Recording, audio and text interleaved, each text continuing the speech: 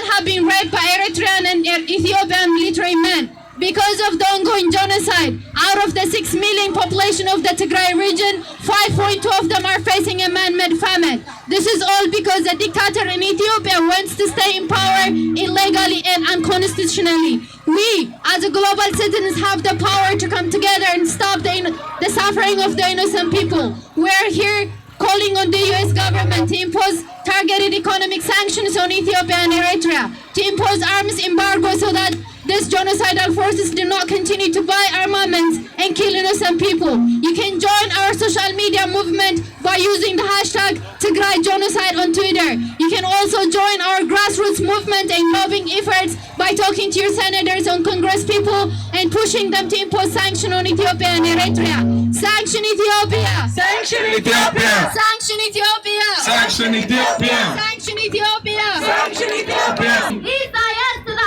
ICC! Isaias to the ICC! Isaias to the ICC! Isaias to the ICC! Drop food, not bombs! Drop food, not bombs! Drop food, not bombs! Drop food, not bombs! Drop food, not bombs! Drop food, not bombs! Drop food, not bombs! Drop food, not bombs! Drop food, not bombs! Drop food, not bombs! Drop food, not bombs! Drop food, not bombs! If I can't hear you, they can't hear you. Who are we? Who are we? Tagaru! Who are we? Tagaru! What do we want? Peace! What do we want? Peace! What do we want? Peace! What do we want it? Freedom! What do we want it? No! What do we want it? No! Who are we? Tagaru! Who are we? Tagaru! Who are we? Tagaru! What do we want? Peace! What do we want? Peace! What do we want? Peace! What do we want it? No! What do we want it? No! What do we want it? No! What do we want it? No! Stop the Tigray genocide! Stop the Tigray genocide! Stop the Tigray genocide! Stop the Tigray genocide! Stop the Tigray genocide! Stop the Tigray genocide! This is a peaceful protest against the ongoing state-sponsored genocide in Tigray, Ethiopia.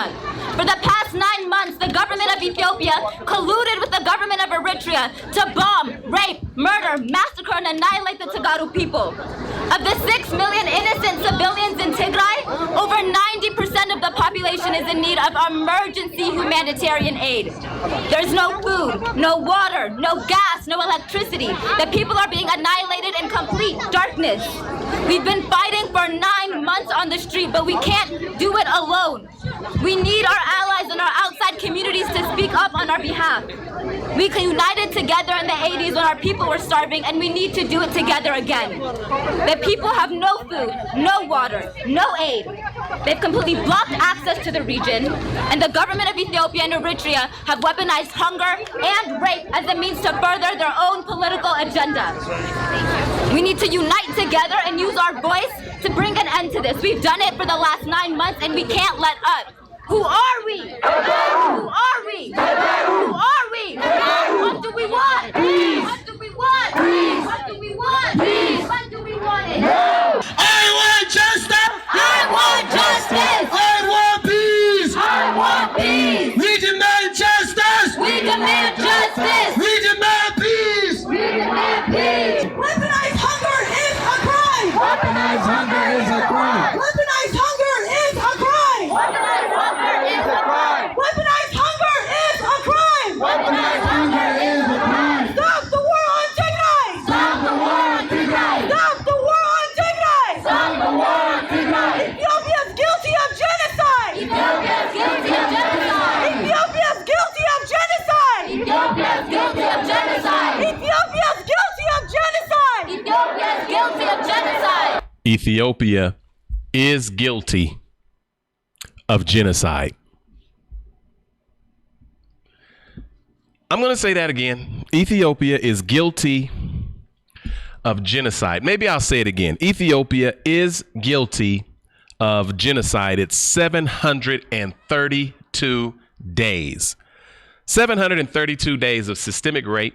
732 days of food being used as a weapon, 732 days of widespread displacement, citizens being gunned down, crops being destroyed, hospitals destroyed or non-existent, banking no internet or access to communication. This is taking place for 732 days. And here I am. Somebody go ahead and share this because I've got some questions for you today because I'm baffled. I'm baffled, and I'm going to take a couple of steps in. But you've got to remember, I'm a humanitarian. So what that means is I'm against genocide, systemic rape in general, murder, all of those different things, no matter where you are, who you are, what's going on. I'm against that. But for 732 days, the world has turned their back on Tigrayans. For 732 days, the world has turned their backs on Tigrayans. And I'm going to give you a perfect example of that. But I think what I'm going to do tonight, since on this side of the pond, it is Saturday, I still believe, and a few of us have time to hang out together. I've got some questions. How many of you have heard about this peace, this signing of this peace agreement or ceasefire? Or I don't even know what you want to call it, but I'm going to go ahead and look into it for just a moment. I'm pretty sure you've heard about it if you've been paying attention to this genocide that's taking place in Tigray. And so here's what I'm going to have to do. I'm going to take a few steps backwards. And for those of you who are just tuning in and don't know, there is a Nobel Peace Prize laureate. His name is Prime Minister Abiy Ahmed. He came to power in Ethiopia for the first time in Ethiopian history. And then I've got to talk to you about what an Ethiopian is and what Ethiopia is and all of those different things. He came to power, the first person to ever come to power without the use of the barrel of a gun. And immediately upon coming to power, he picked up the gun and became a brutal dictator in partnership with the Eritrean dictator by the name of Isaias Afwerki. I know it sounds crazy. A Nobel Peace Prize winner and genocide.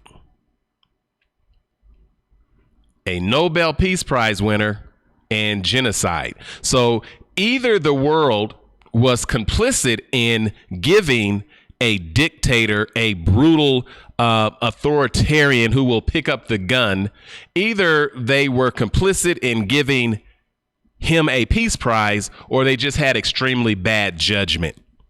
Of all of the people in the world who could be considered to represent peace, they just happen to find someone who has genocide in his heart. Stop the genocide in Tigray. It's 732 days. Somebody go ahead and share this, because I know how this signal works now. It bumps you off. It does all these different things. It doesn't let you watch. It does, it gets real sporadic. But don't worry. We're going to keep our eye on Tigray. That's what we're going to do. Let's go back for just a moment. For those of you who are just keeping up in this particular world right now, I want to ask you the question, do you know what Ethiopia is? Like, do you know? Now, I know there are a lot of people running around saying that they're Ethiopian, but do they know what Ethiopia is? And most people who use the term Ethiopia, in Ethiopian, they use it in an updated term. They use it in an updated use. They use it in a 20th century use. Because let me tell you, prior to the 20th century, there was nobody running around talking about they were from the state of, or nation of, or country of Ethiopia. Go look for it, go find it, and save yourself the time, because you won't find it. As a matter of fact, if you want to just think about the trajectory of European powers,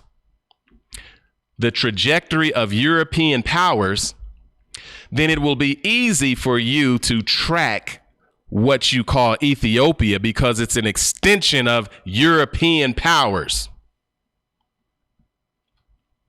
Ethiopia is an extension of European powers. It is an empire, and it is in partnership with those who believe in and understand the scramble for Africa. Now, I already just said a mouthful, and that's going to turn some individuals off because they don't understand what I just said. All they know is Ethiopia has never been colonized, but they never considered the fact that Ethiopia is a colonizer. Ethiopia has never been colonized without you understanding that Ethiopia is a colonizer in partnership with European powers, whomever those European powers may be. There's no place on that African continent right now that's independent. Not one place. Now, let me just show you. I want you guys to start reading the comments. I want you to start reading the comments. I'm going to give you some facts. And you can always tell those individuals who have hatred in their heart because they start with you this, you that, and name calling. It doesn't matter what you call me because I already know what you call each other. I already know what you call each other. Like 732 days ago, I wouldn't have known the term junta, agame, Shankila, Gala, Geber. I mean, I could go on and on and on. So we don't care what you little haters have to say about calling anybody names because you're so ignorant, you don't even know who you are. But if you just sit down for a little while, I'm going to pat you on your head and you're going to learn a couple of things on today. First of all, rather than talking about me, you should be asking yourself, why are you clapping when your countrymen and women are being burned to death and thrown over cliffs and starved and raped and blocked out from what you call your society? And all you could say is, hooray, junta. Stop the genocide in Tigray. At some point, I would just like to talk to those individuals that used to call me. There were individuals that used to call in and they used to try to talk to me. And then, they'd run all this game like, I don't know what's going on. Like, all of a sudden, Brother Jeff doesn't know that what you call Ethiopia is comprised of at least 80 ethnicities, and everybody ain't getting along. So much so you don't even care about genocide. All right, maybe you don't know what a genocide is. Let me give you a definition. Are you ready? Genocide, the deliberate killing of a large number of people from a particular nation or ethnic group with the aim of destroying that nation or group. That's what's taking place in Ethiopia right now. Genocide. 732 days, and the world has turned their back on the Tigrayans, and these so-called Ethiopians are so hateful and have this beauty standard like somebody cares what you look like. First of all, the reason you think you're beautiful is because you are so close to white folks that that's your beauty standard. I see Africans all over the continent right now with the bleaching cream. Like, it's like, you ever see the bleaching cream and the lightening cream and all that stuff? Like, that's what you're doing. So when you find somebody like me who loves himself tremendously, you can back up with the name calling because you should see my heart. I'm a humanitarian and I'm beautiful. Stop the genocide in Tigray, 732 days. There's nothing more ugly than genocide. And I won't call you any names, but you're definitely a clown. All right. With that being said, let's just get into a couple of things tonight. I'm going to share a few things with you. Where is Tigray? north of Ethiopia, south of Eritrea, east of the Sudan, and in the hearts of the Tigray throughout the diaspora. The Tigray a few days ago would have believed that they were Ethiopians, but there are Ethiopians that don't mind that they are being burned to death. And while individuals are being burned to death, you got these clowns running around talking about junta. Like, stop the genocide in Tigray. Somebody share this. I could give you a few. I could give you. Let's give you a brief lesson today. Let's give you a brief lesson today. Do you know that the European powers never considered themselves states or nations prior to the 18th century? Like, did you know that? Did you know the European powers prior to the 18th century didn't consider themselves states and nations? So if they didn't consider themselves states and nations, and that comes from Europeans, when do you think these African states and nations started considering themselves states and nations? If it was created by the Europeans in the 18th century, when do you think the Africans began to consider themselves states and nations? Isn't that a good question? So if there were no European states and nations, prior to the 18th century, then it's not surprising for you to learn that there was no such thing as Ethiopia in the 18th century as a state or a nation. As a matter of fact, it just became a state in the 20th century. How do I know? Because that's when you were allowed to join the League of Nations. What is a state? A state is a set of boundaries that are recognized internationally by other states. Where did those boundaries come from?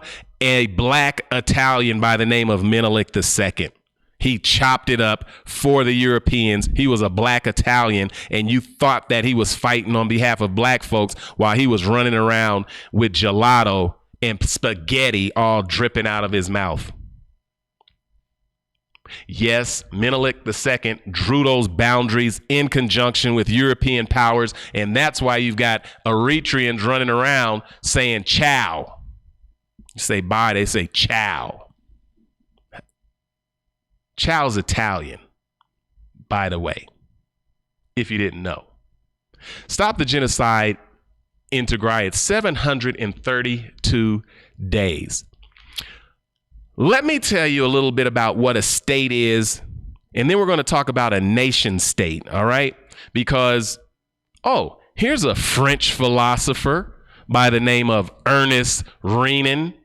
Now, I know that there's some individuals out there that can't read, and so all they could do is call names, and they could say, I just hate you, and I'll kill you, and I'll burn you, because they're ignorant. The light of knowledge has not penetrated their skull or touched their heart. Well, it's very interesting when you have these 19th century writers asking the question, what is a nation? Well, I'm not even going to talk about a nation first. I'm going to talk about a state, because if you understand what a state is, you're going to understand why a genocide is allowed to take place inside of Tigray, because they're going to tell you, as a conglomeration of states, that it's okay for a state to go in and murder its own people. That ain't none of our business, because you have sovereignty as a state, so we can't meddle in your affairs. Go ahead and kill all of the Tigray. Go ahead and kill the Oromo. Go ahead and kill everybody throughout your state. And you think they care. Well, they actually don't. They do not care. And we've got 732 days to prove they don't care. And what's worse, you don't care.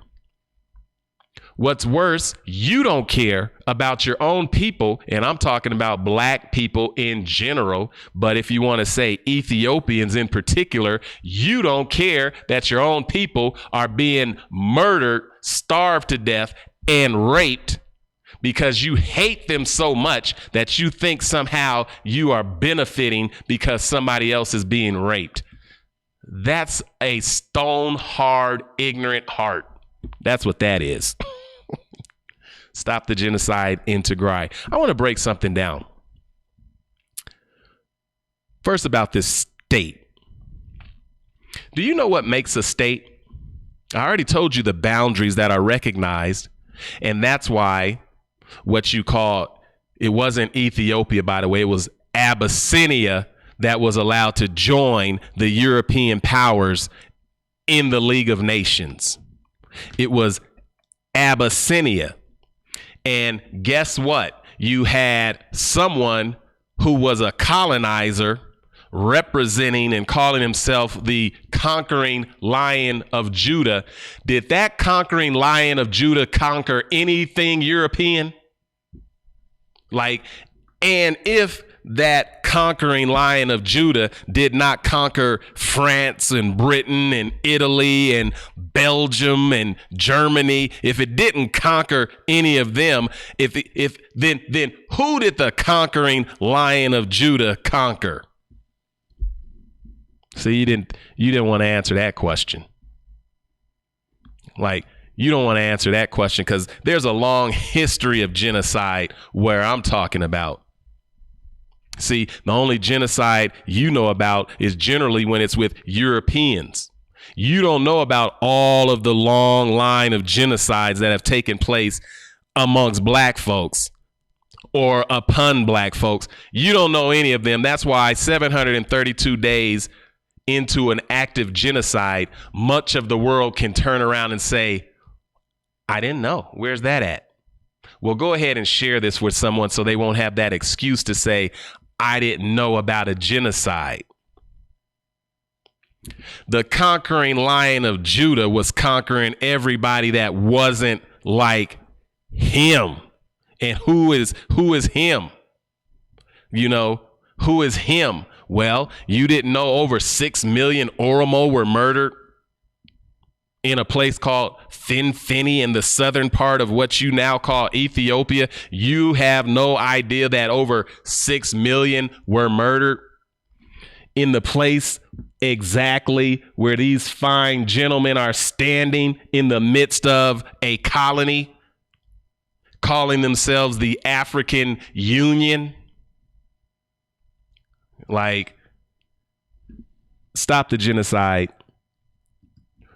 in Tigray. How in the world are you going to have the end of colonization, but you set up your headquarters in the middle of a colony called Finfini, and the guy in the middle is responsible, along with his daddy, Makanin, and his daddy's cousin, Menelik, for murdering over 6 million black folks in the very place that they're standing right now?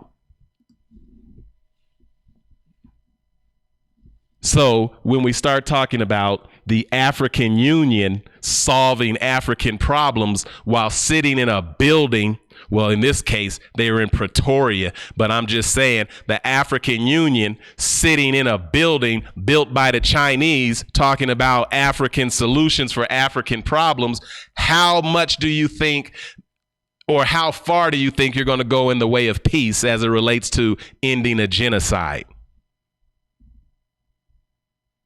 When most of these individuals who talk about what should happen with the Tigray are guilty of murdering their own people in their own countries right now as we speak. Isn't that kind of like calling the pot, calling the kettle black? But anyway, let me give you a short answer of what a state is for those of you who may not know because you just hear this ideal of state. One of the properties of a state is the absolute monopoly on violence. Stop the genocide in Tigray.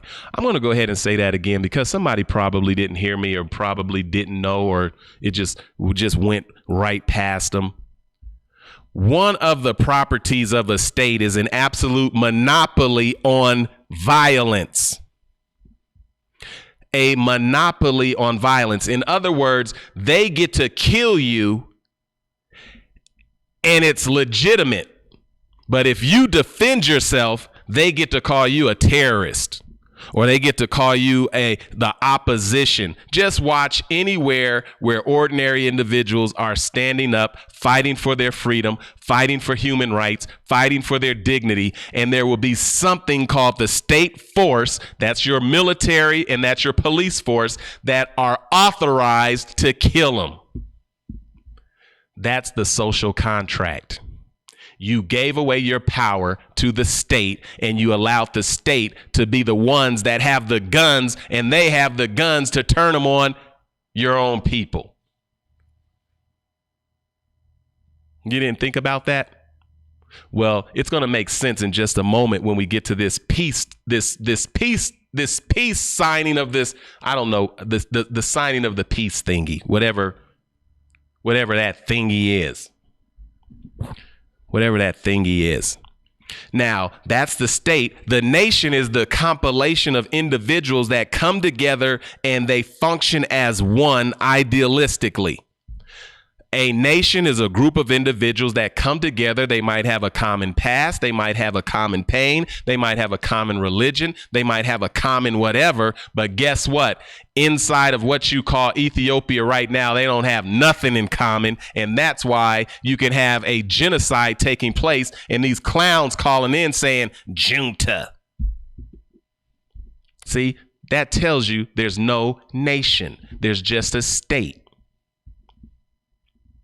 And the state is recognized by the very individuals that allow you to murder one another while they set up privatization of your resources. Is this too much for a Saturday? Is it too heavy?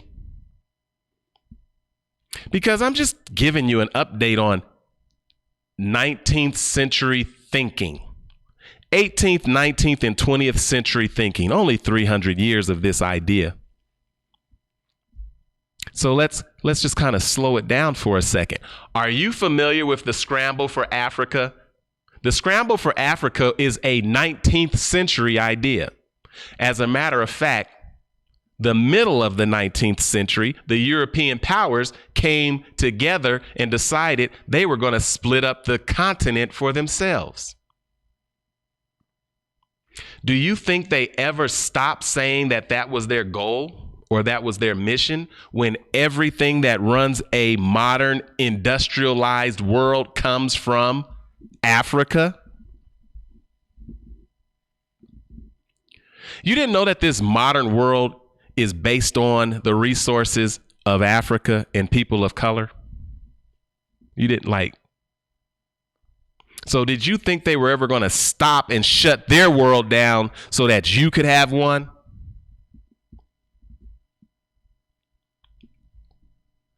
Well, here's something interesting about what was happening with these Europeans at the time of the 19th and 18th century. They started having these ideas about humanitarianism, human rights, liberty, egalitarianism.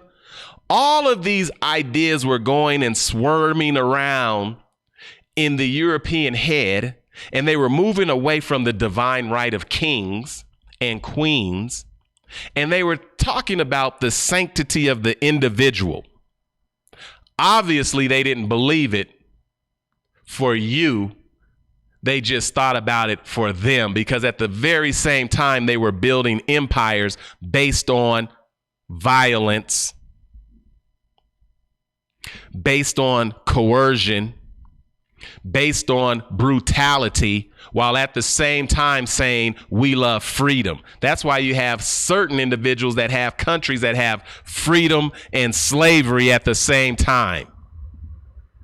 See, this is what you call a contradiction. And guess who learned all that behavior? You're seeing it play out right now amongst African leaders who are in partnership with European powers.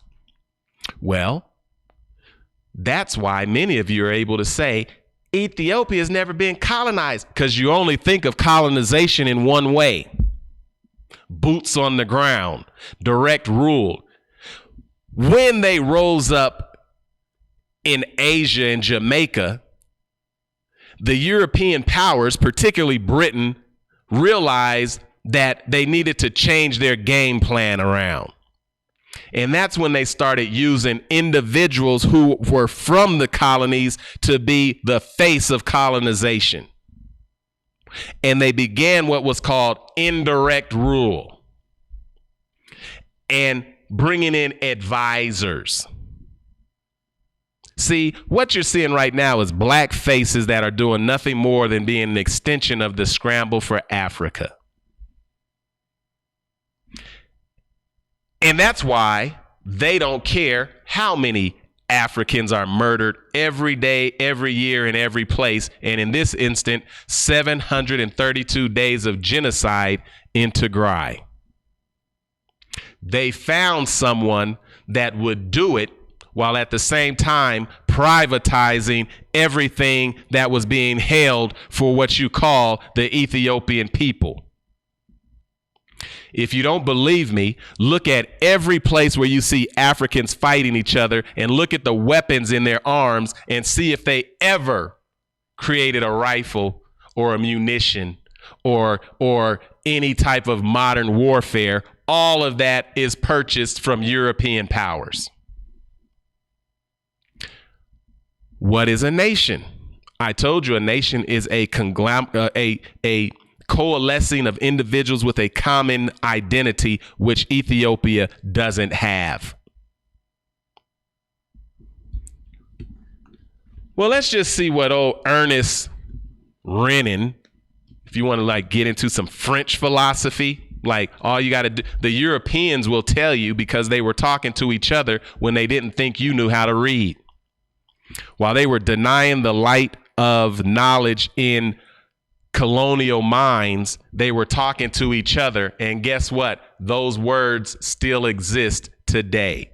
Let's see what good old Ernest had to say about a nation. Nothing allows us better to understand the irresistible energy of the movement of ideas than the force with which humanity drags along with it the very people who presented themselves as its most dangerous adversaries and attempted to most boldly block it. Unpack that. Basically, what he's saying is those who stood in the way of progress are dragged along into the future, and now they are representing themselves as if they believe in freedom. Stop the genocide in Tigray. Here's the little secret that they never told you about as it relates to imperialism. They said that they needed to take your resources and inflict violence upon you while doing it, and saying they believe in humanitarianism, and they needed to do it until you became civilized so that you could govern yourselves. In other words, it was the white man's burden to civilize you because you were so backwards and so hell-bent on violence amongst each other that they needed to come in and save you and civilize you while at the same time inflicting the same violence on you that they were criticizing and calling you savage for. I don't know, this might be too much. Once you got hip to that, Brother Jeff found another book. Brother Jeff has another book. I just got it. It just cleared customs. This one just cleared customs. This book. Let's see what it has to say. Because this one just cleared customs. Oh, it looks very old.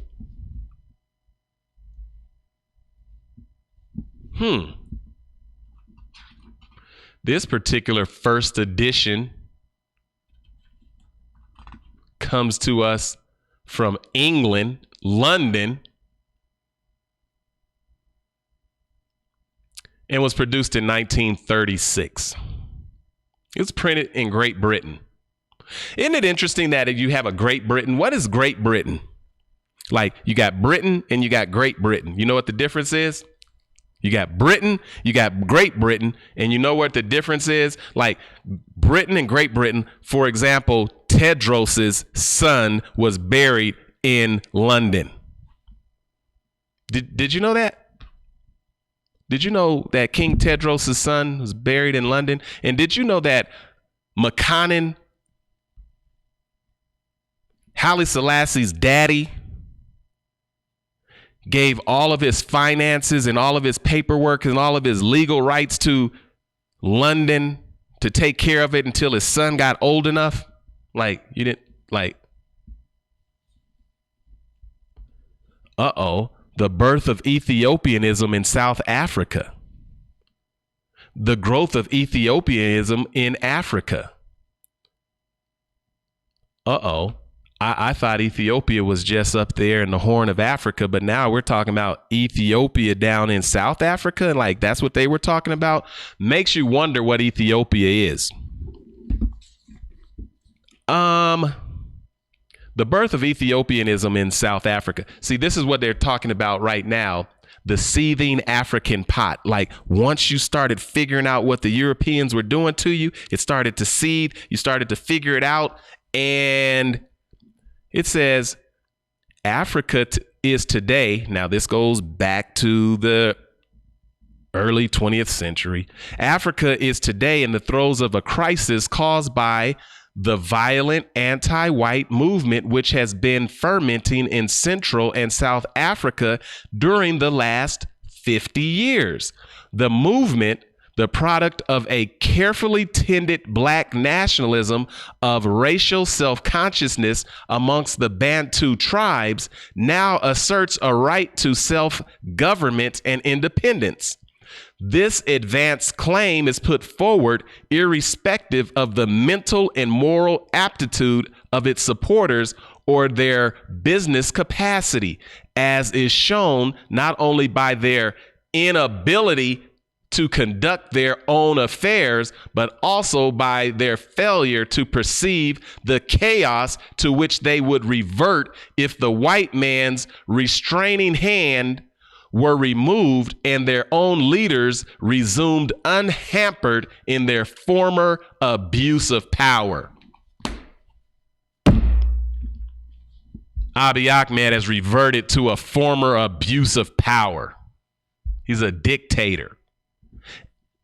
And the white folks who called themselves the parents of all of these individuals said that that was going to happen if they didn't take care of these backwards people. I don't know. Maybe this is too much for today. Let me get to the point of hand. Let me get to the question at hand. I'm going to move all this aside because I don't know. Maybe that's scholarly stuff. I'm not sure if anybody even wants to know, but I guarantee you it plays into why 732 days later there's a genocide. So let's go here for a second, if you don't mind, because I got a question and I want to ask you how you feel about this peace process.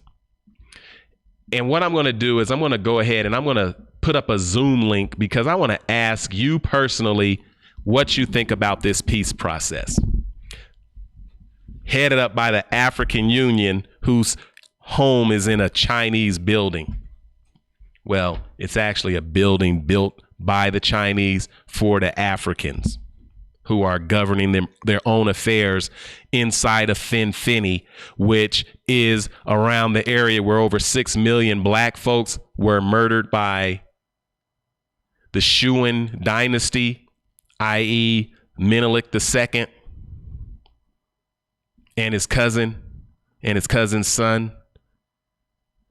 Well, anyway, there's been a genocide that's taking place. And let me just tell you, I've got the agreement.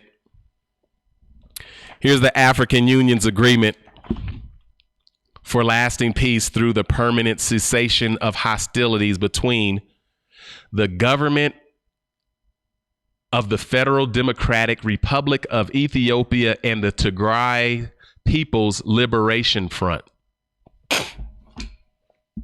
I got a signed copy right here. So I want to ask you some questions.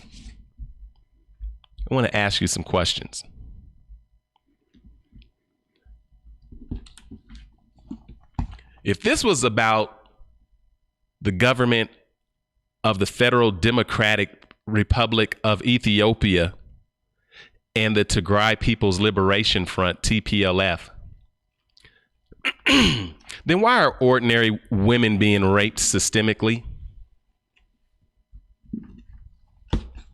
Why is starvation taking place? Why is access to your own money and communication and all of those different things, why is that taking place with ordinary individuals? And I gave you the definition of genocide. Why are individuals that are of the ethnic group known as Tigray, why are they being targeted as people? And there's a government right here. Let me just respond to this.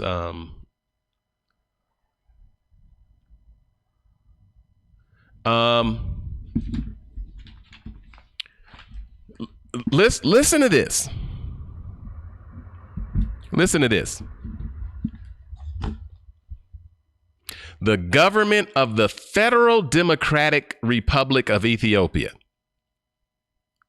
Do you think that there is a Democratic Republic of Ethiopia right now? Like, democratic. How do they describe democratic? Is that the same way you have a Nobel Peace Prize and genocide? Do you have democratic and genocide? Like, what type of democracy does Ethiopia even pretend to have? Well, let me just tell you quickly how I think about this. And this is just me personally. When I read the front page, I knew I didn't even have to read the second page, because Ethiopia has no democracy. Because I know what democracy is. If you think you have democracy, you are sadly mistaken.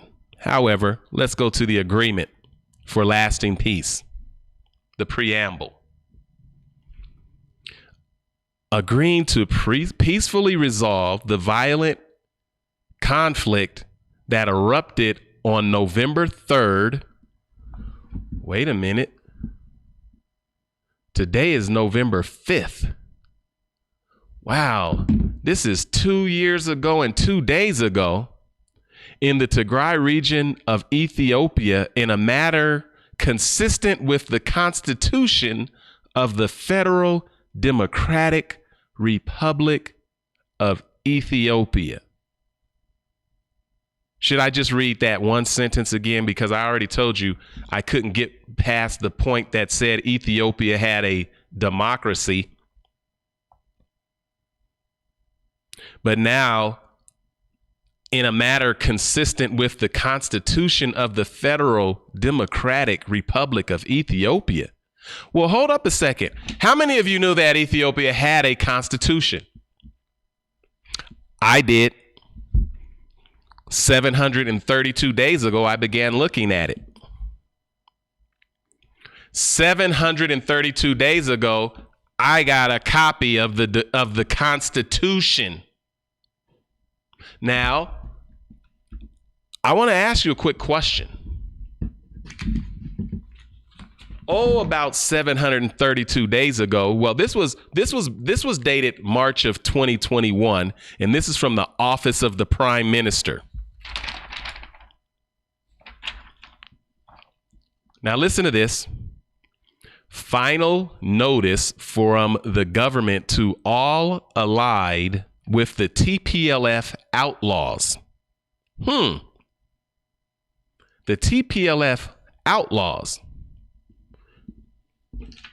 Does this agreement refer to, like, I'm just going to ask some questions and then I'm going to open it up and you guys could just tell me what you think about what this is, just to help me understand. Are the TPLF considered outlaws anymore? Or are they just the Tigray People's Liberation Front, because here the prime minister's calling them outlaws and terrorists and all these other different things. I want to just see if there was an upgrade, like, okay, no, that's not, or like, okay, no, let's move back. Let's move beyond. Listen to this. It is an established fact that the dominant group within TPLF violated the Constitution and other basic laws of the land in attacking the defense forces. I'm not even going to go deeper into that sentence. What I'd like to do is because the preamble talks about a peacefully resolving the violent conflict in a manner consistent with the Constitution.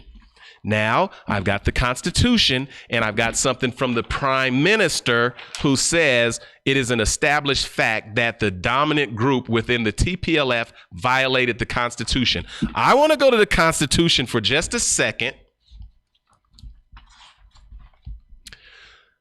Let's go to the Constitution. I want to go to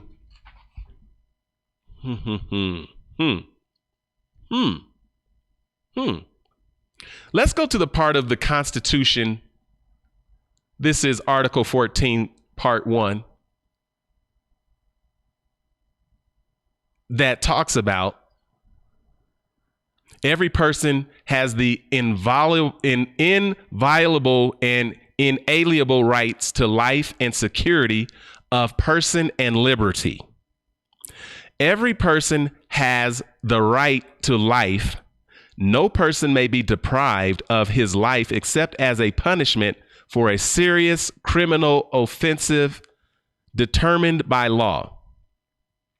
Everyone has the right to protection against bodily harm. No one shall be deprived of his or her liberty except on such grounds in accordance with such procedures as are established by the law. No person may be subjected to arbitrary arrest, and no person may be detained without a charge or conviction against him. I'm reading the Constitution. The Prime Minister in 2021 said it's an established fact. In this Constitution, it says that if you are accused of a crime, you have a right to, well, let's look. Everyone has the right to protection against cruel, inhumane, or degrading treatment or punishment.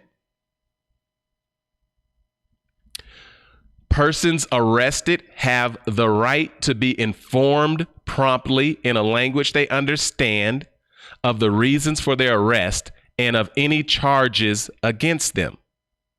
Hold on just a second. Persons have a right to remain silent, etc.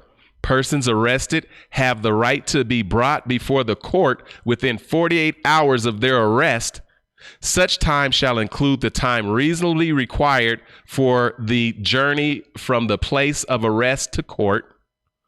On appearing before court, they have the right to be given prompt and specific explanation of the reasons for their arrest due to the alleged crime committed.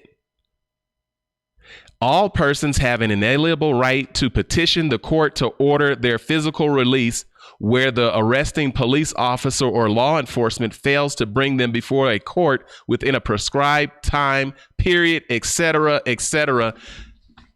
Who was charged with a crime?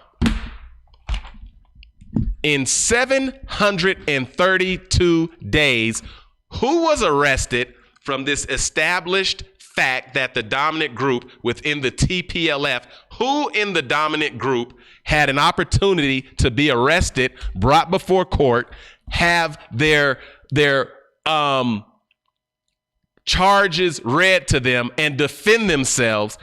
Who in 732 days had an opportunity to do this, where right now you have widespread genocide and starvation and systemic rape based on the fact that your prime minister said It's an established fact. The Constitution tells you how to establish the fact, and now you've got individuals signing something that says, let's get back to relationships consistent with the Constitution.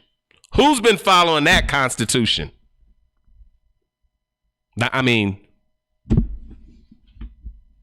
maybe none of what I'm saying makes sense, because you can't just come in front of Brother Jeff and say that I've got constitutional rights. Nobody has been arrested. No trial has taken place. None of this has happened, but a genocide has taken place. The whole world comes around. The African Union says, let us mediate, and everybody signs something as if the Constitution has been followed.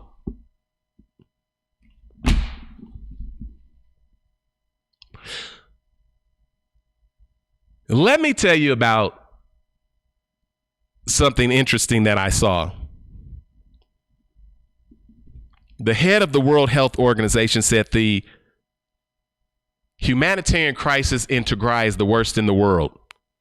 If this was so important and this peace accord is so vital, where was Abiy Ahmed? He was there to show up to get the Nobel Peace Prize and perhaps to make a speech. Where was Abiy Ahmed when it came time to sign something that has to do with peace?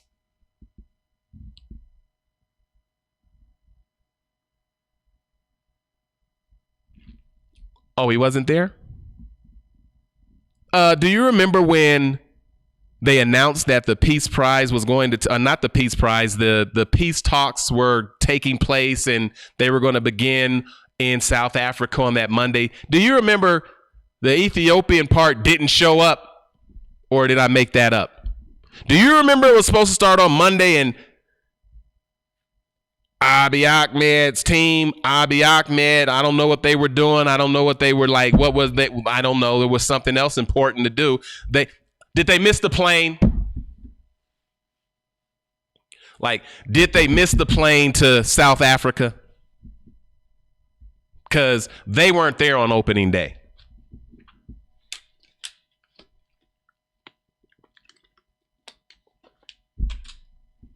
Or am I making that up? They didn't show up.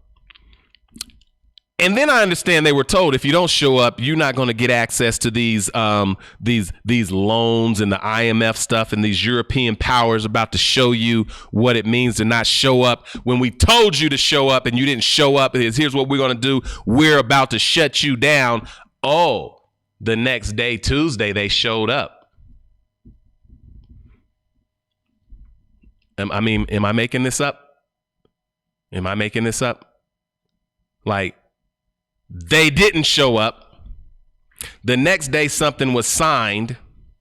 The reason I didn't get deep into it, because the first page already tells me that if there's a manner that's consistent with the Constitution, and Brother Jeff showed you the Constitution, and there's a genocide that's taking place and nobody has been arrested, and they keep telling you, you've got all these folks, it was the TPLF, it was the TPLF, it was the TPLF. Where they at? Well, like, where they at? Where they get charged? Where's they get legal defense? Or do you get to just say, they bombed this up, they did that, they did that? That don't sound like the Ethiopian Constitution. That sounds like justification to go after people you hate anyway, because you can't tell me the little girl who just got raped was the one that broke the Ethiopian law. You can't tell me all these individuals who are getting starved and displaced and shut down and buried in mass graves, that they somehow were running around breaking the law. And if they were, why didn't you take them to court? You took them to the grave. Stop the genocide in Tigray. So with me, this is just me, should I go further into this, already knowing that the first words aren't worth the paper that it's printed on? So much so that on the day they signed it on Tuesday, they were bombing cities in Tigray the very next day.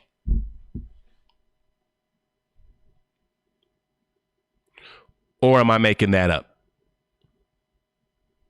They were bombing Tigray the very next day before the ink even dried on the paper of the so-called peace treaty.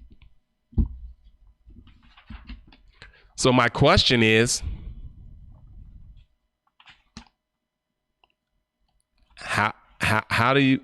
what do you think about it? I already told you what I think about it. First of all, can you call your grandmother now? Are the lights back on? Can you get to the hospital? Are the roads open back up? Or is it too soon to do that because it wasn't too soon to bomb cities the day after? I don't know.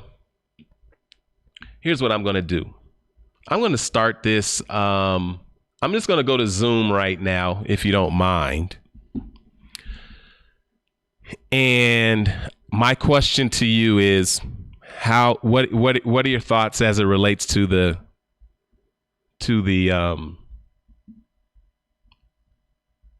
peace thingy? Join the. I don't want to do all of that. All I want to do is just. You see, I get frustrated. I get frustrated. So, with that being said, what I'm going to do, let's see there. I'm going to go to Zoom. Stop the genocide in Tigray. What I want to do right now is I want to go ahead and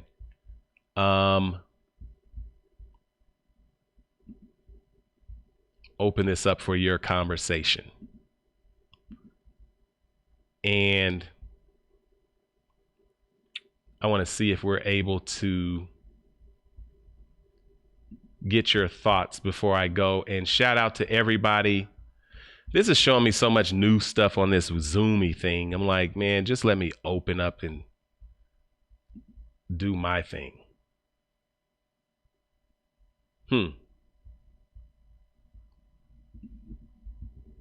By the way, everybody that's continuing the fight, the battle, etc., just like to say thank you. Stop the genocide in Tigray, and understand that Washington, D.C. right now is full of individuals that are fighting, raising their voices. And I appreciate that so much, because we have to stop the genocide in Tigray. I'm going to open this up and get some updates from you. So here's what I'm going to do right now. Join the conversation. Here's the link.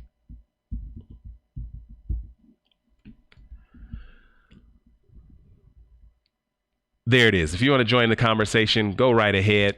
Hit that link. I just want to know, what are your thoughts as it relates to the signing of the peace? And is Ethiopia now in a state of peace? Because, excuse me if I don't trust them like that. Because I don't know how to trust somebody who engages in genocide. And so since I don't trust them, maybe you do or somebody else does. I don't. So go ahead and hit that link, and let's have a conversation. I would like to know what your thoughts are as it relates to the peace talks, the peace signings. Because I believe that there should be peace, but I also believe that if you're engaged in genocide, you should also be going before the criminal court. I'm like, I don't know if you get to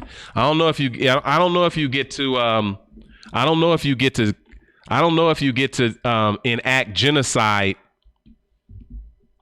and then we just get to shake hands.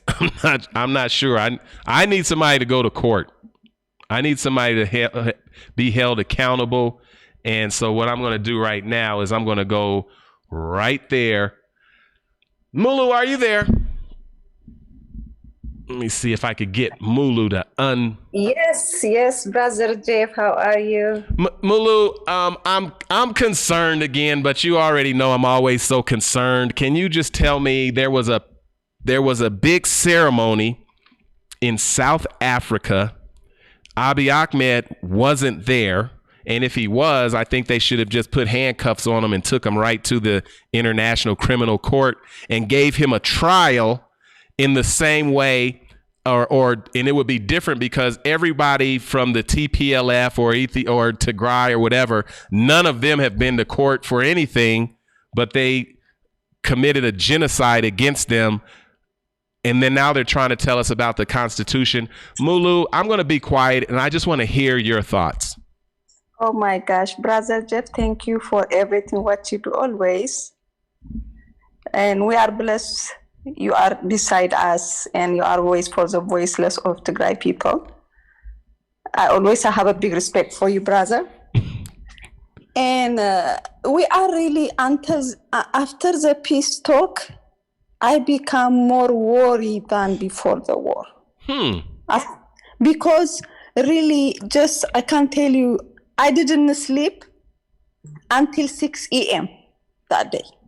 Yesterday, the same thing, because so many things, I keep searching and reading those, so many countries in this world, they disarm and what they done after. That make me more stressful. Not only me, the entire Tigray community in diaspora. We're still fighting for our people, but we are really worried. Yeah, because one thing, Abiy has the Nobel Prize license to destroy Tigray people. That's why the world didn't take action. If the world, they know this is really open genocide for more than 2-3 years. When Abiy come, they start blocking us. No any cars to come to Tigray or come in out.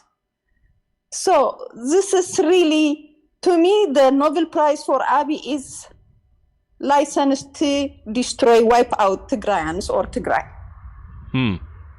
Now, after the peace talk, 3 cities, they are under attack, airstrike. Still the fighting going on. So the international community, they try to make agenda how to destroy the TPLF TPLF is maybe 30, 40 people. The TDF, entire Tigrayans. That's why they are doing, brother Jeff.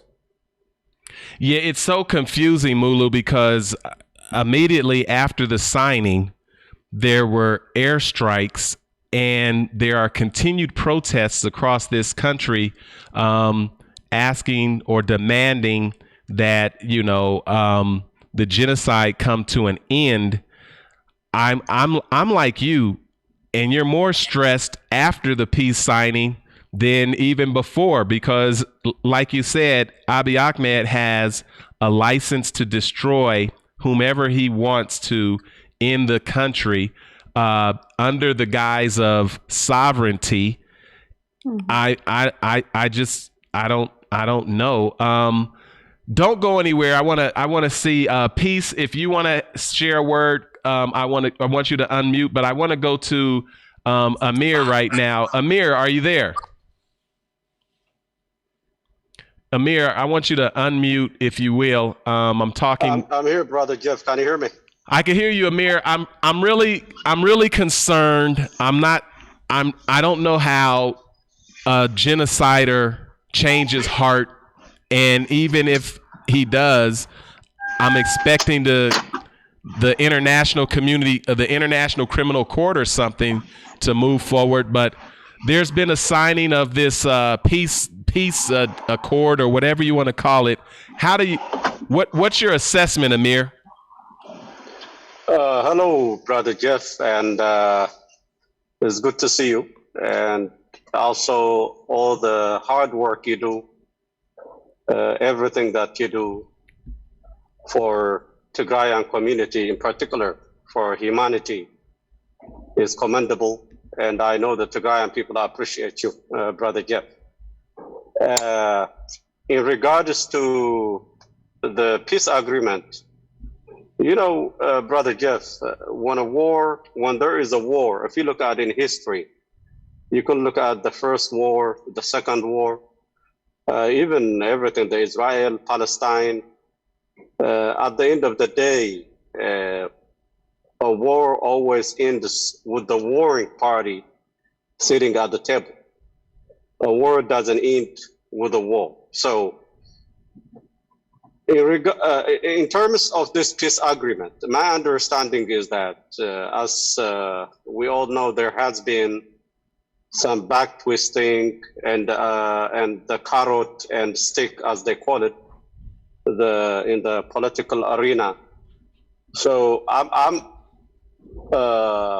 in the understanding that there was heavy hand twisting, and we must be aware that the Pentagon, including the State Department, and also the European Union, with the conjunction of African Union, were present at the South Africa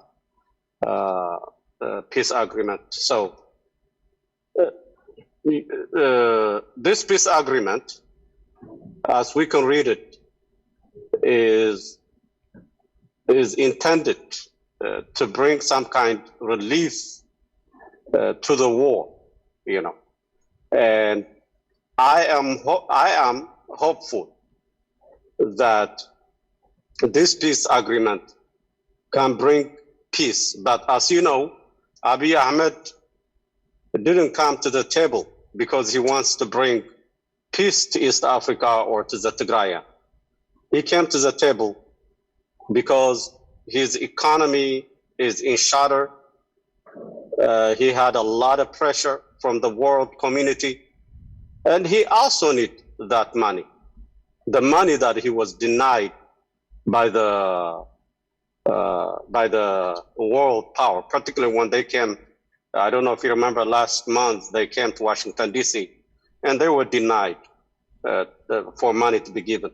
So he's trying to to show the world that he's a peaceful person, Abiy Ahmed, although he is a very diabolical individual. But this is some kind of facelift. This is how I take it, Brother Jeff.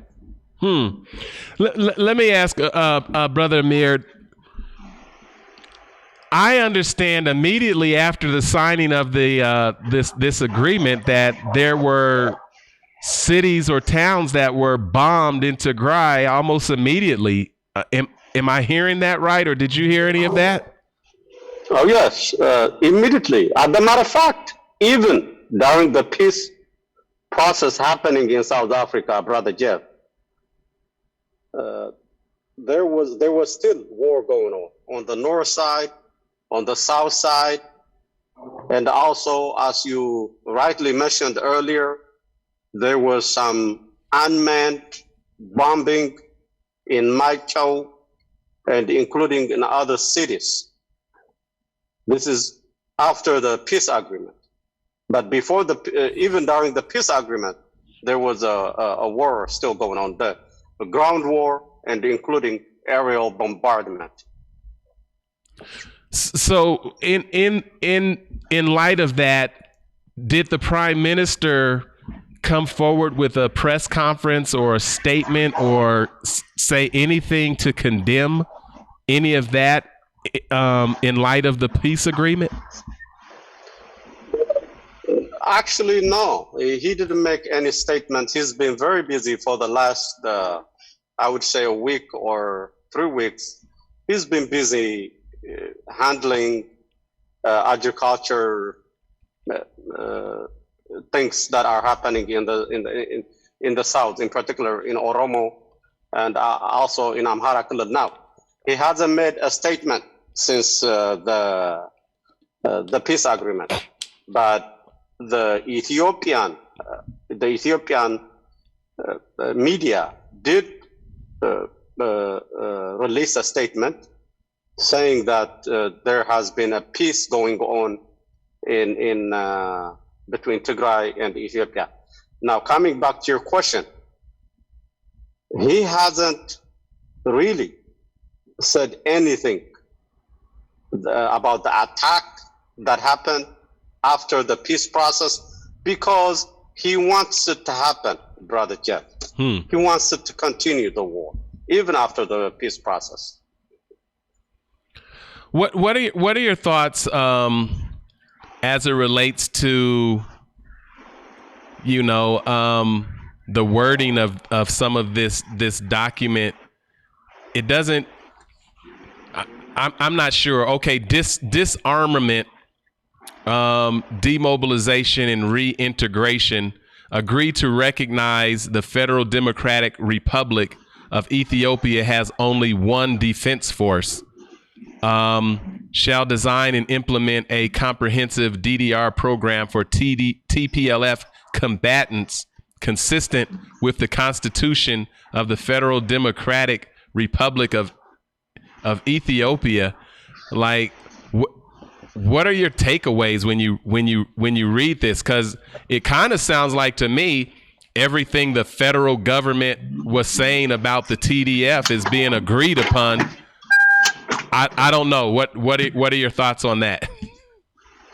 Well, from the way I read the article, I can say is totally one-sided. Is on the side of on the Ethiopian government. From the way it is written, it looks like is written to disarm Tigrayan.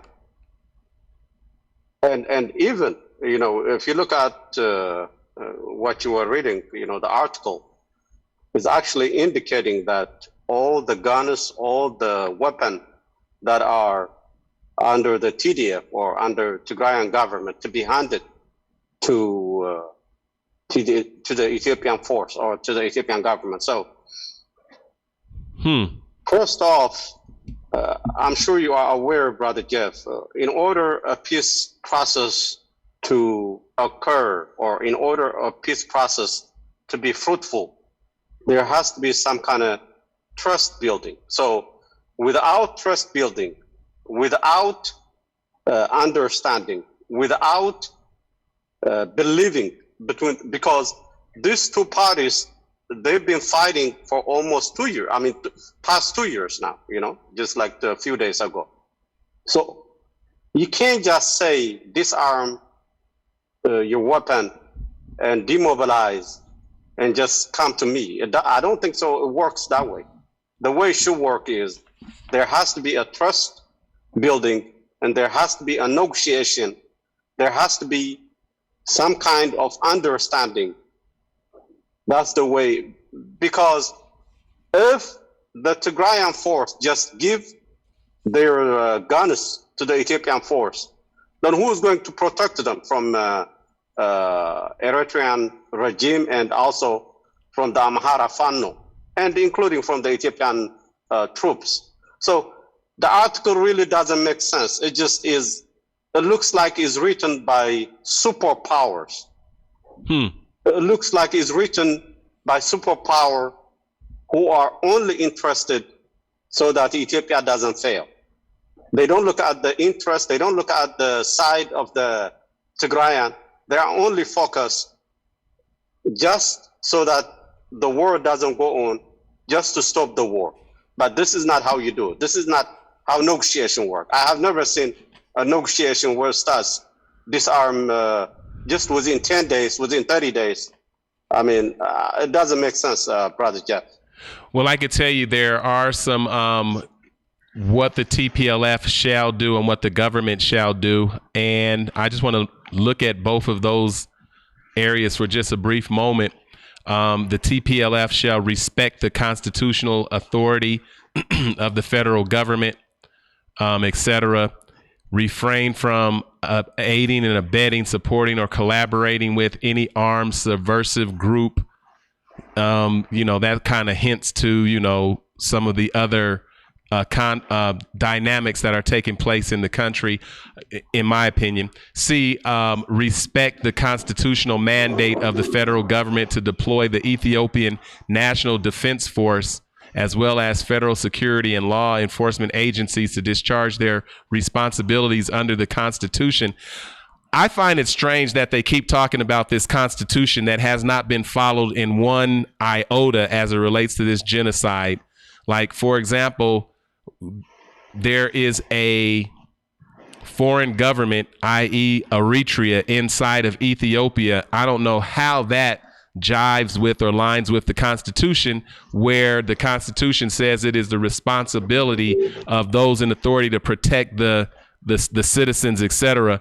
However, we will continue refrain from conscripting, training, deployment, mobilizations, or preparation for conflict, halt any conduct that undermines the sovereignty and territorial integrity of Ethiopia, including unconstitutional correspondence with foreign powers, cease all attempts of bringing about an unconstitutional change of government.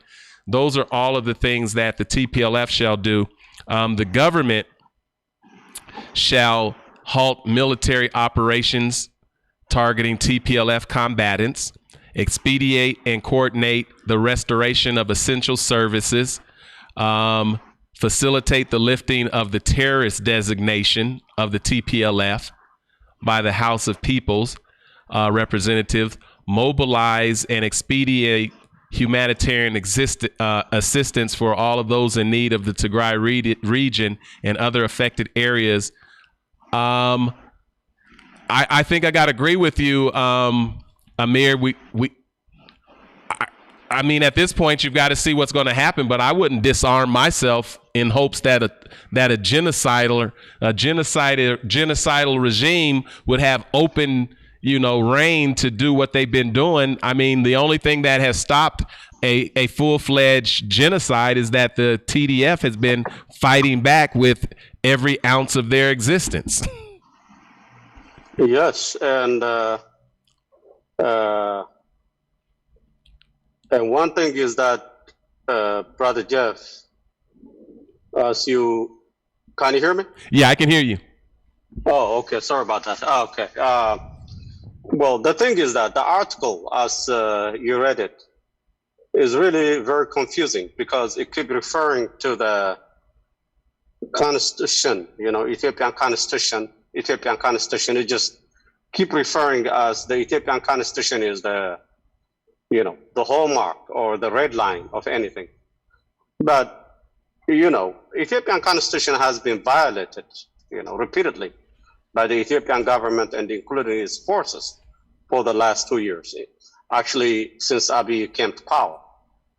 So what exactly is Ethiopian Constitution when you allow, as you rightly noted, when you allow another force of another government to come and invade the territory of Ethiopia?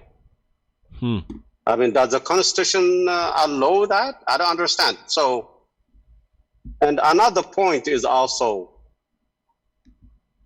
does Ethiopian Constitution also say that you have to disconnect food aid, disconnect internet, disconnect everything, your own, anything that is necessary in order for them, such as fuel, medicine, your own citizen? Does the Ethiopian Constitution say that?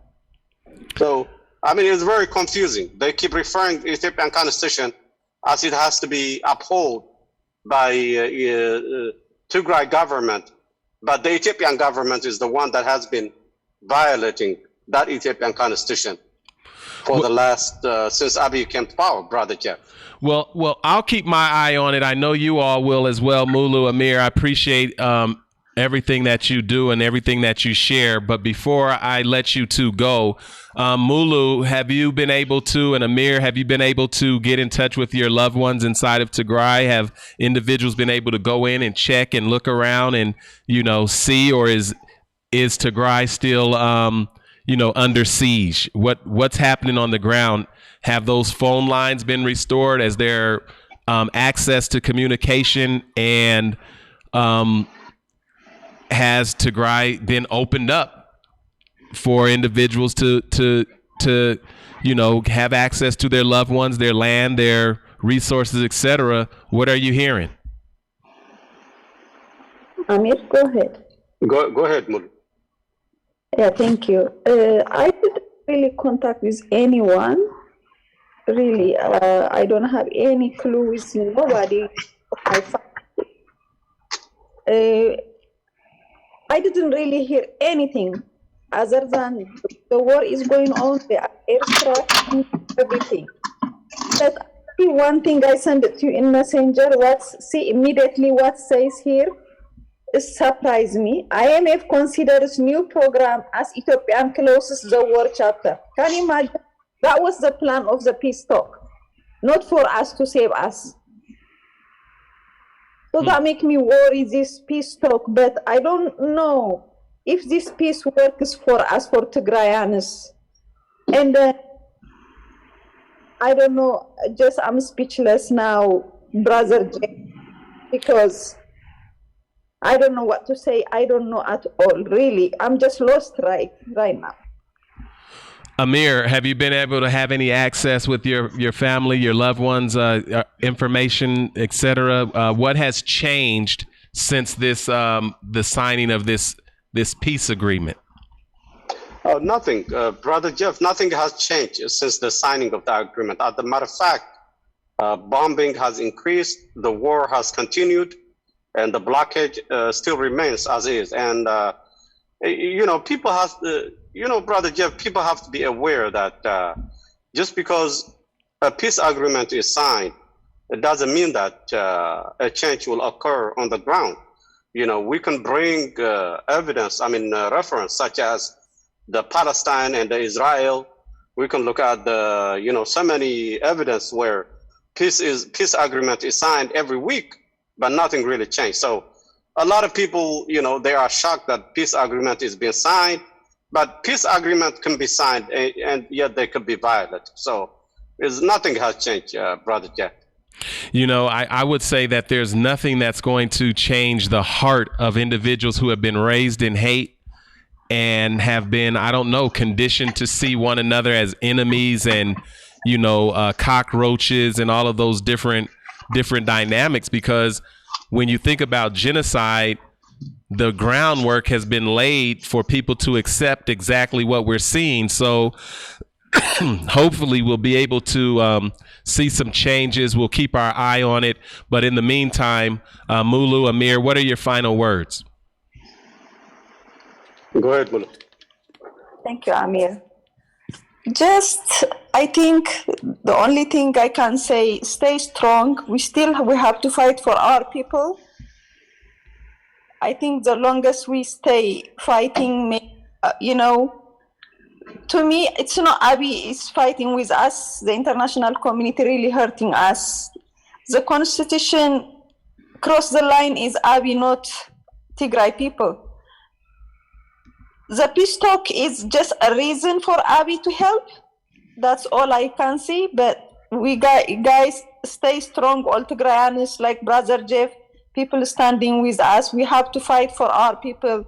Even with this fake peace agreement, just piece of paper that didn't bring peace, we have to really stay strong and then helping each other.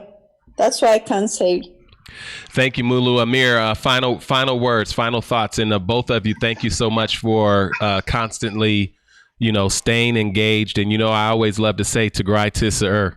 Amir, final words. Yeah, I think, thank you, Brother Jeff. And I think that, I see that a lot of Tigrayan are unhappy with, I see a lot of comments, a lot of posts, a lot of video.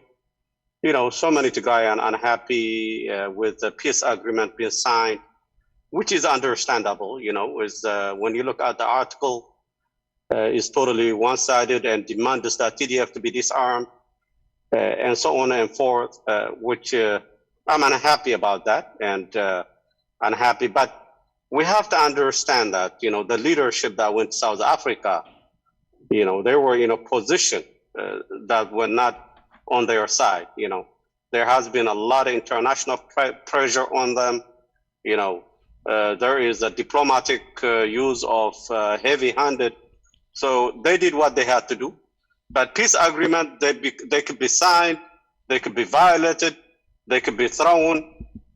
So many peace agreements, they are signed and they are thrown trash. So they're not permanent thing, peace agreements. So I just want to say to all the people, the Tigrayan people in particular, those who support the Tigrayan people, to stay committed to supporting the Tigrayan and just remain on your lane.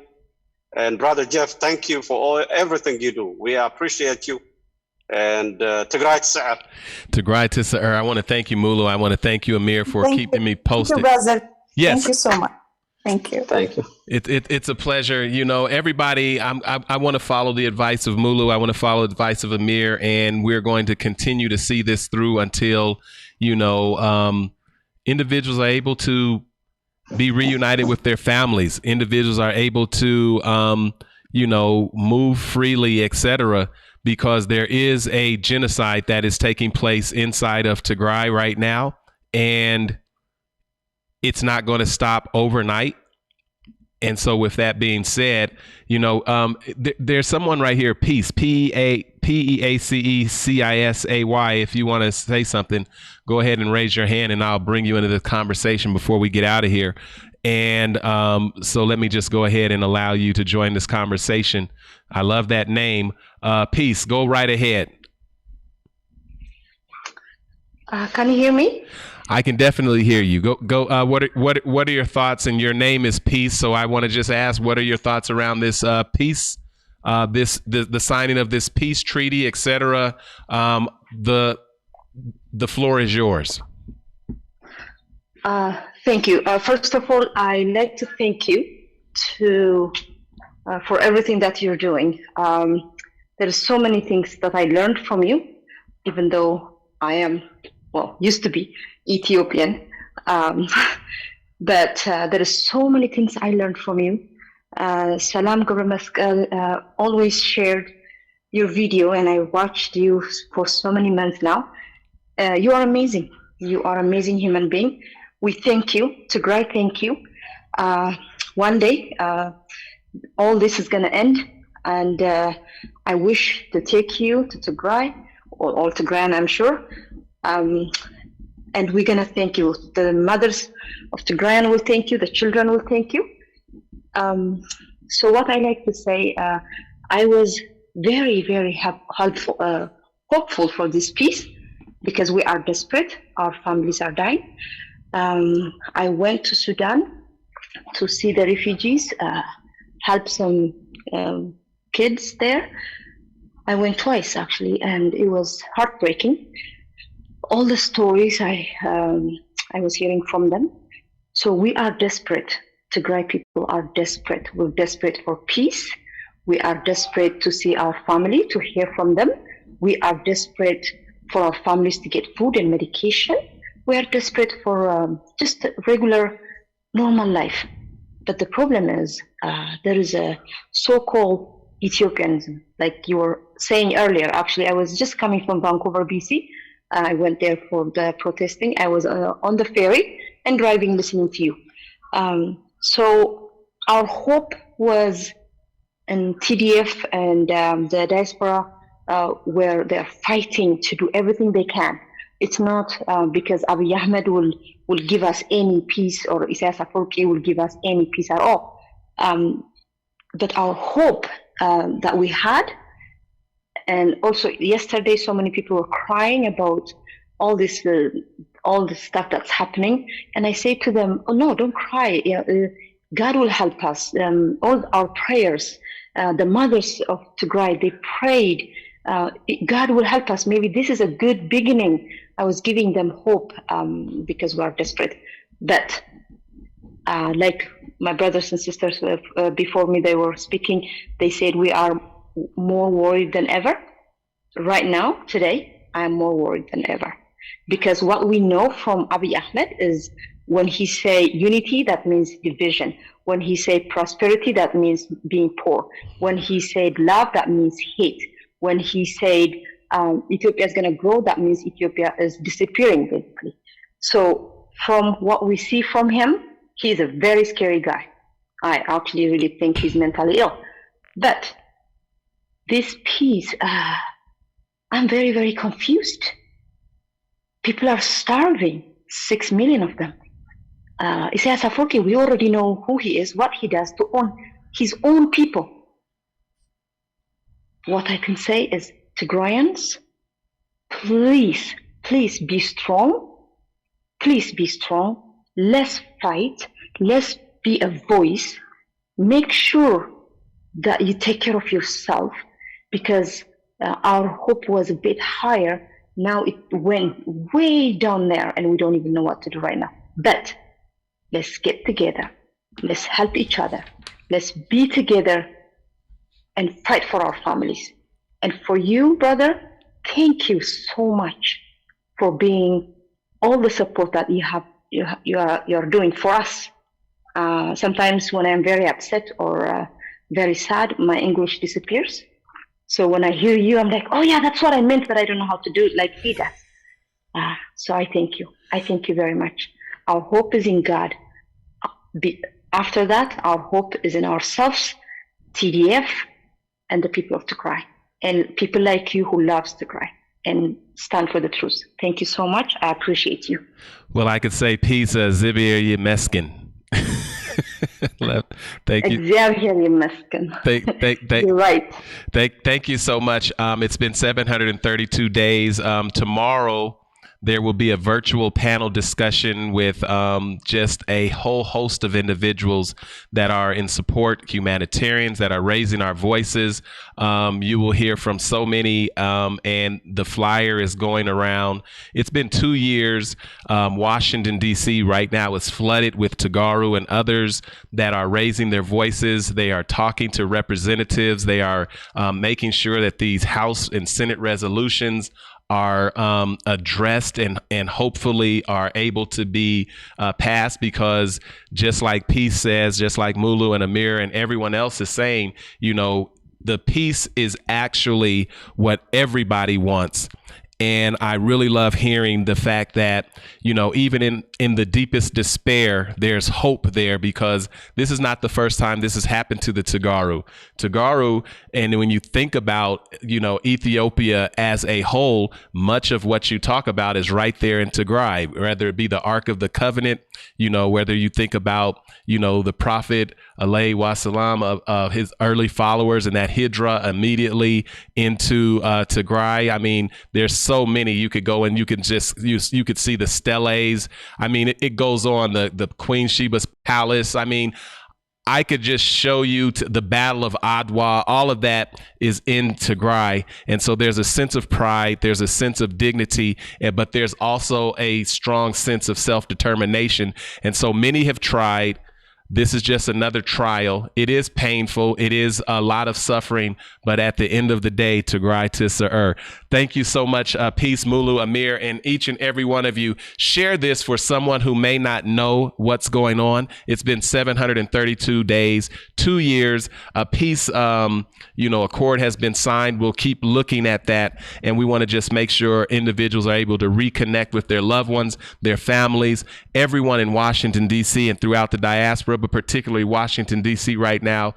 Be safe, be careful, and keep advocating. Don't give up. Your words are being heard.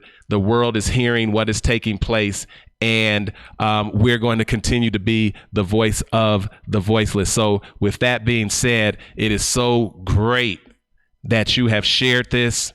We will be in touch with you tomorrow through the panel discussion, and you'll hear from so many great individuals.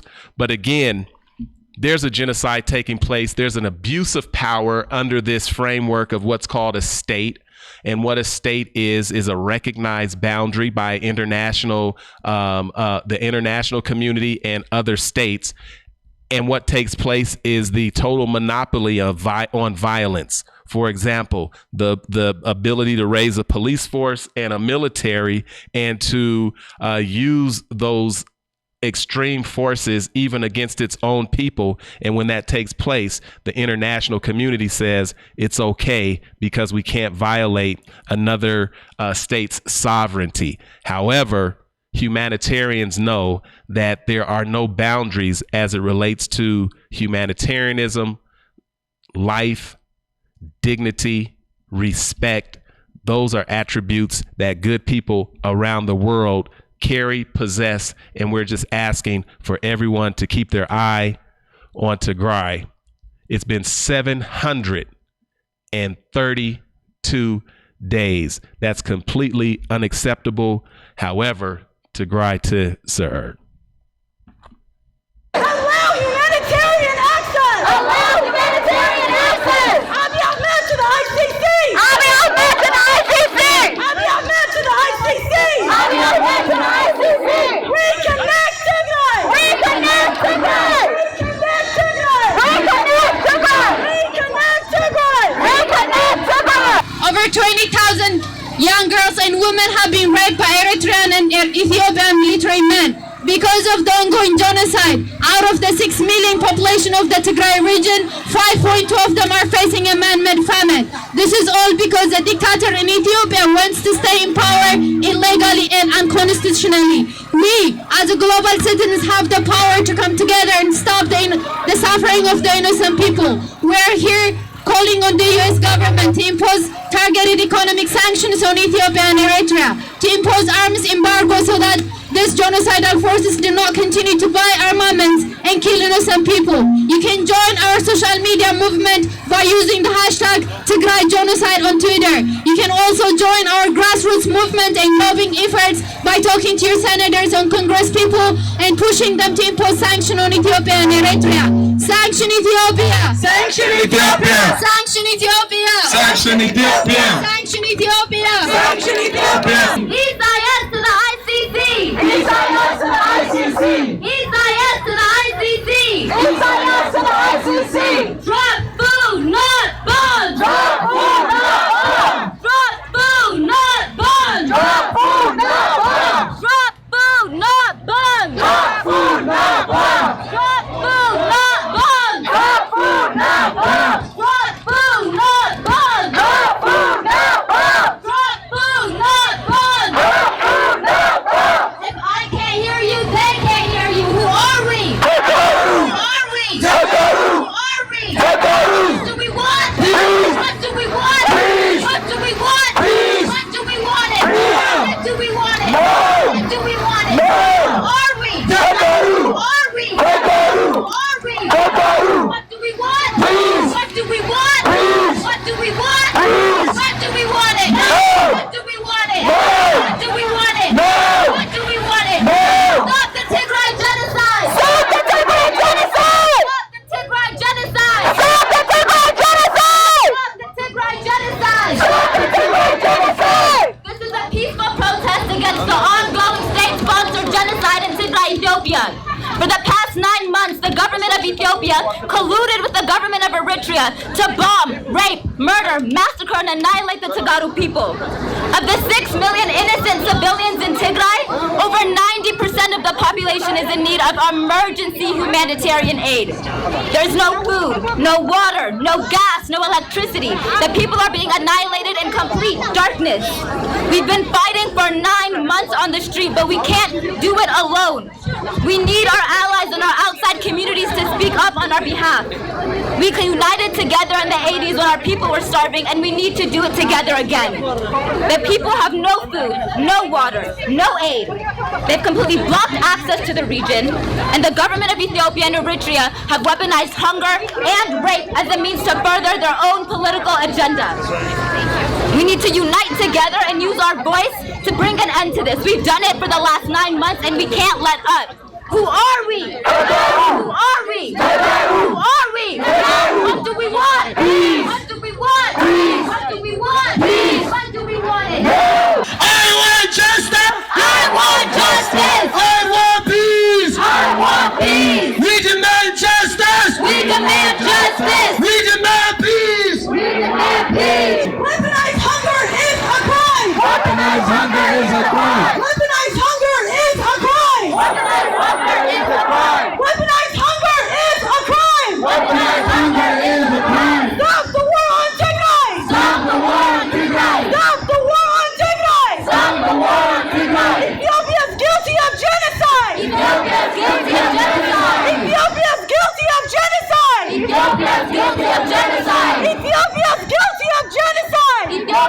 guilty of genocide.